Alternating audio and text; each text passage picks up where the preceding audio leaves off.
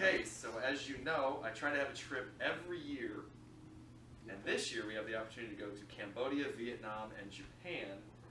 Would anyone here be interested? Oh, yeah.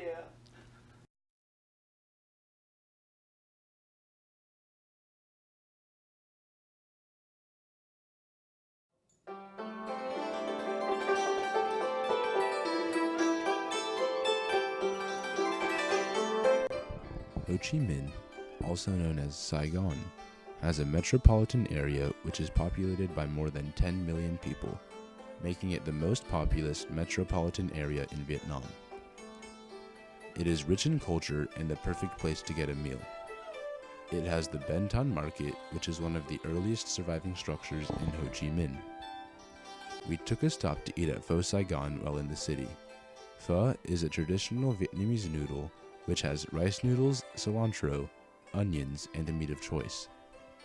Egg rolls, Vietnamese ones in particular, consist of meat and vegetables wrapped in rice paper and fried.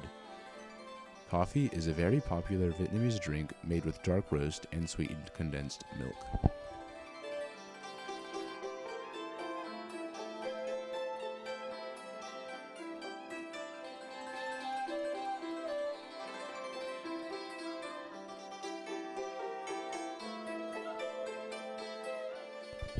Buddhism is one of the 6 major beliefs in Vietnam, which brings us to our next stop, Linh Son Pagoda, a Buddhist temple located in Da Lat. Upon entering the temple, a visitor is confronted by the rows of pine trees. Directly at the front of the courtyard is a statue of Bodhisattva Avalokiteshvara. In 968, Buddhism was recognized by the state as an official faith. This early Late dynasty afforded the same recognition to the Buddhist church. The growth of Buddhism during this time allowed for the new state to have a central belief, which may be the reason it still stands today. Lastly, we went to the imperial city. This city was built by Emperor Gia Long in 1804. Very few original structures still remain due to the Vietnam War, when the Viet Cong seized it and US troops attacked. Nonetheless, the city's beauty still remains with its fortified ramparts 2 kilometers by 2 kilometers and surrounding moat. This concluded our trip to Vietnam. Next, we were off to Cambodia.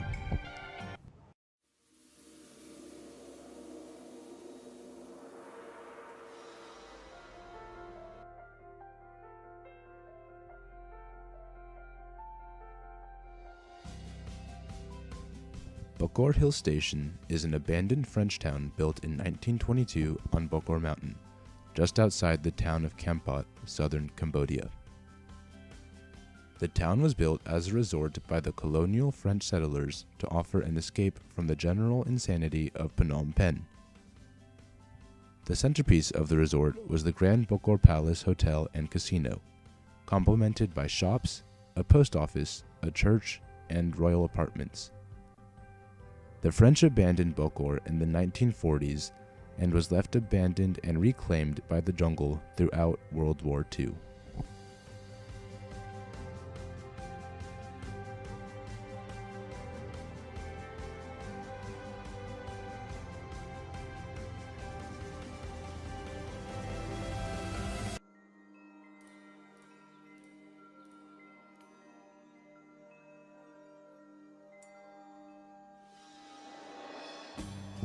Angkor Thom is a walled and moated royal city and was the last capital of the Angkorian Empire.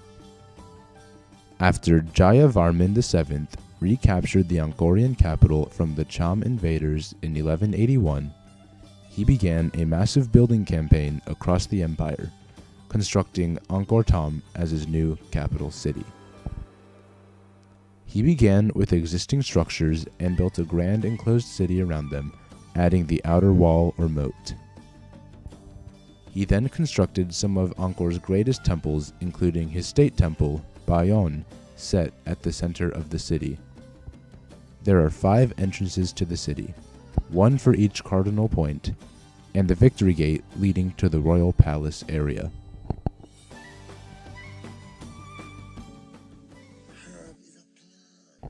Koh Rong Cambodia Island Khmer is the second largest island of Cambodia.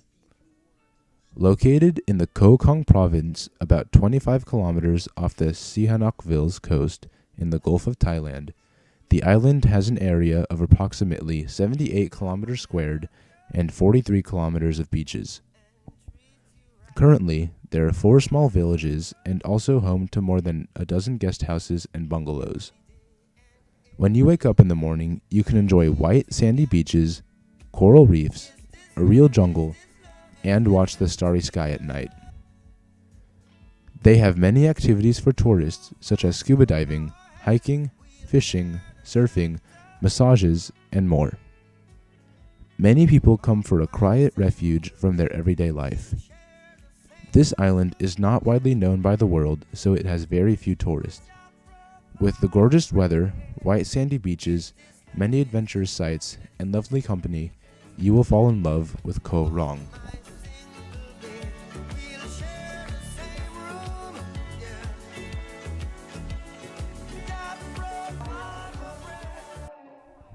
A typical Cambodian wedding consists of many different ceremonies, music, a banquet, gifts, and lots of people. With all the ceremonies included in the wedding, this process typically takes 2 to 3 days.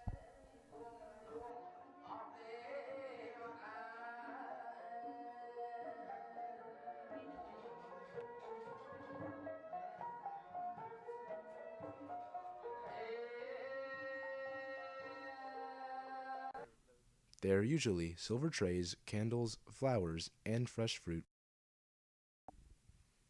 The couple dresses in brightly colored silk costumes. Music played on traditional instruments signal the arrival of the couple.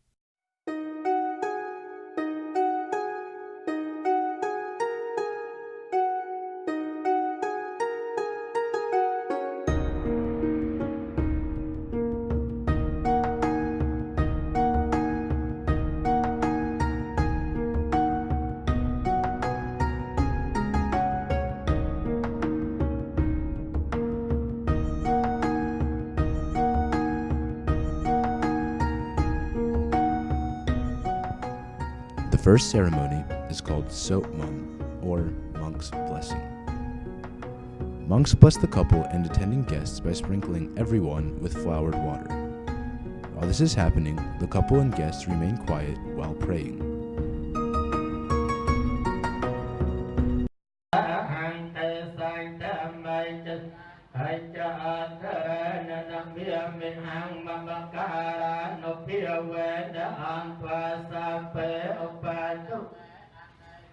Hantaya Pivina Santa Asa Sata Sampata Navata Sada Atijan Laita Sa Asakawe Sata Sata Sa Asani Namia Misara Sa Anta Santa Maja Sankain Tarani Namia Mihang Mamakara Nopia Venda Antwa Sape Opata Ve Anekaan Ya Pevina Santa Asa Santa Evame Sota.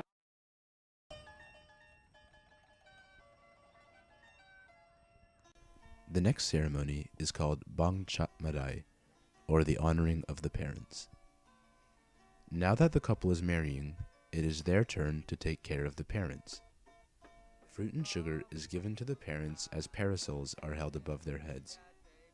During this, an MC gives a speech about the newlyweds' new responsibilities to the parents. In order you take care of your parents as they've taken care of you and go into this world together as one.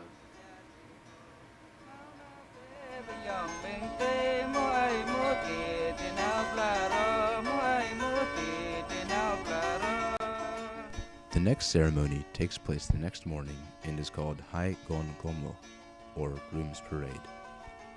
Bearing gifts, the groom goes to the bride's house to see the bride and her family. Guests are given trays of fruit and join the groom on his journey to the bride's house.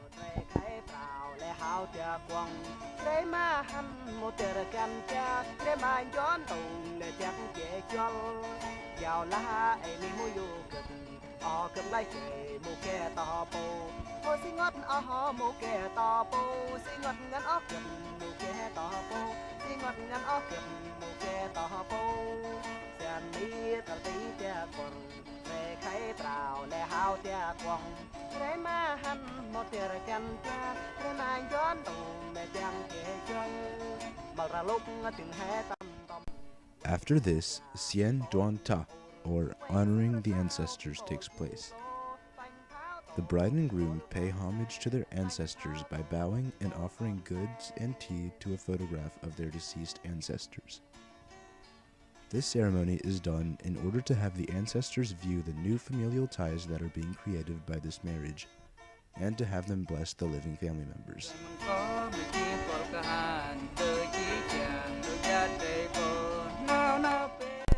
Gat Sa, or haircutting, takes place afterwards. This ceremony represents the cleansing of the bride and groom of their past. The couple sits next to each other in chairs while singers dance around, symbolically cleansing the couple. Luckily, no real hair is cut off. The guests simulate cutting hair while telling jokes and teasing the couple.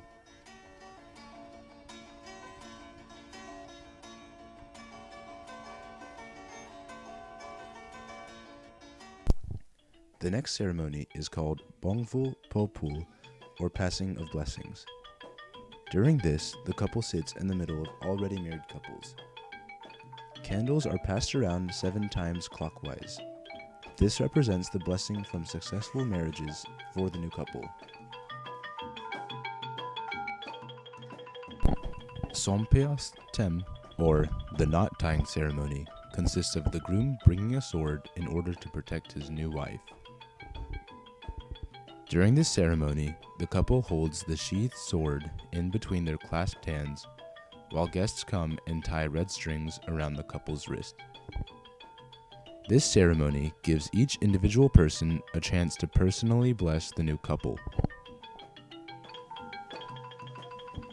The wedding took place in Cambodia's most iconic temple, Angkor Wat. The temple is a huge source of national pride for the Cambodian people due to its enormous size and breathtaking beauty. Angkor Wat is famous for having more than 3,000 heavenly nymphs carved into its walls, each of them unique. Stretching around the outside of the central temple is an 800-meter-long series of carvings depicting historical events and stories told from mythology. It is believed that King Suryavarman II was planning to use Angkor Wat as his funerary home. This is believed because the temple is oriented west, likely to parallel the setting sun to one's death. Tokyo is one of the 47 prefectures of Japan and is both the capital and largest city of Japan. The Greater Tokyo area is the most populous metropolitan area in the world. It is also the seat of the Emperor of Japan and the Japanese government. Tokyo is in the Kanto region on the southeastern side of the main island Honshu and includes the Izu Islands and Ogasawara Islands. Some places we visited in Tokyo consist of its most famous intersection, Shibuya Crossing, which is one of the most busiest streets. We also visited Harajuku, which is a small district in Tokyo. It is known to be the center for Japanese youth and fashion, with some people dressing in very strange outfits. We also looked around the Tsukiji Fish Market in Tokyo, which is the biggest fish market in the world. The market is located in Tsujiki in central Tokyo, between the Sumida River and the upmarket Ginza shopping district. While the inner wholesale market has restricted access to visitors, we visited the outer retail market, restaurants, and associated restaurant supply stores, which were a major tourist attraction.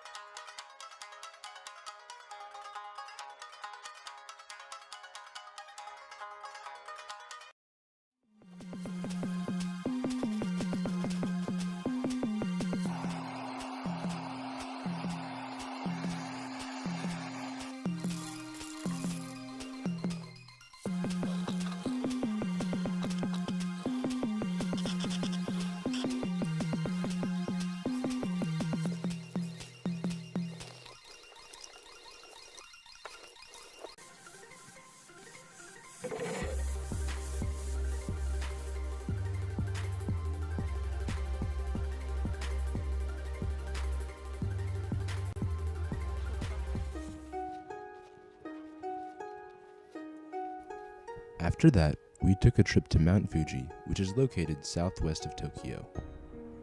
Mount Fuji's exceptionally symmetrical cone, which is snow-capped several months of a year, is a well-known symbol of Japan and is frequently depicted in art and photographs, as well as visited by sightseers and climbers. The first foreign climber was Sir Rutherford Alcock in 1868. Its peak is at an elevation of 12,389 feet, or 3,776.24 meters.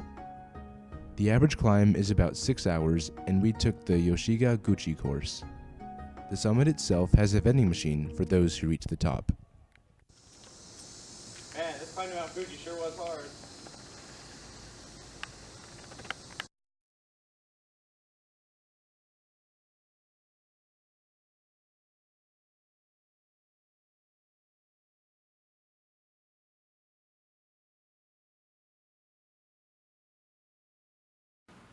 He's a rootin' tootin' Cambodian cowboy. Wait, I'm holding bug spray. Can we just get rid of that for a second? Spring Ranch Honda, bug spray, squad. Why? You must breathe in the flame. Where did this come from? Wow. Wait, you can't laugh. Stop, you can't laugh. Stop looking at him. Stop looking at him. Do it for me or else.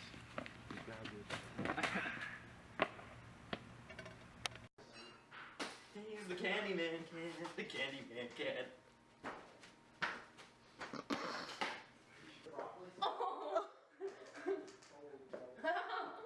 He's so You almost got it that time. Perfect. You're gonna tell me action. Action.